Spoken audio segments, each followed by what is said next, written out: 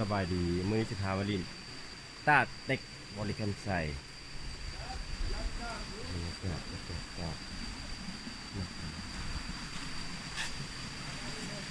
น้ำใส่ใส่บักหน้าใส่ลายใส่บิกลินเลย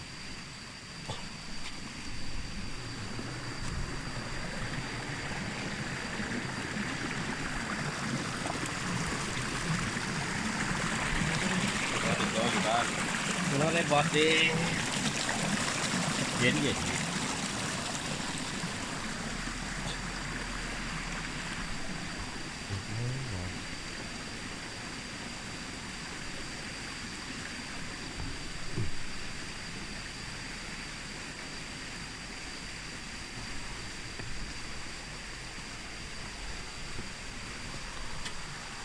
เราจะใส่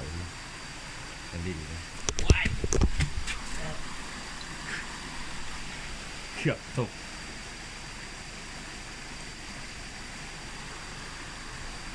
เกือบปากแตก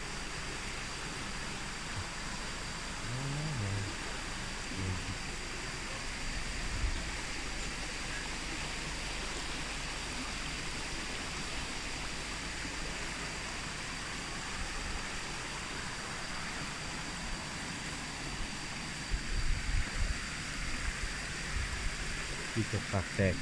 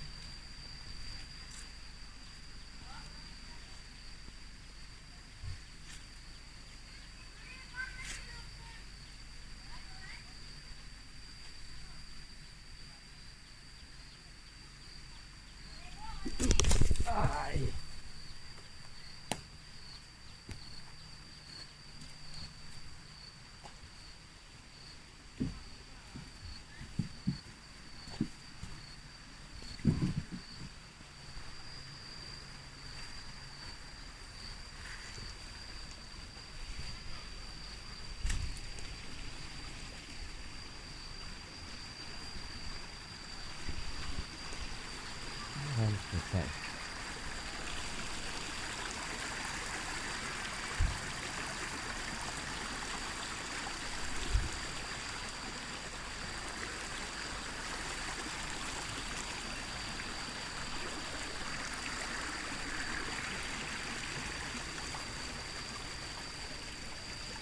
ถ้าเข้ามากับโบยากปานใดเนาะตาดเต็กใกล้เมืองบริการใส่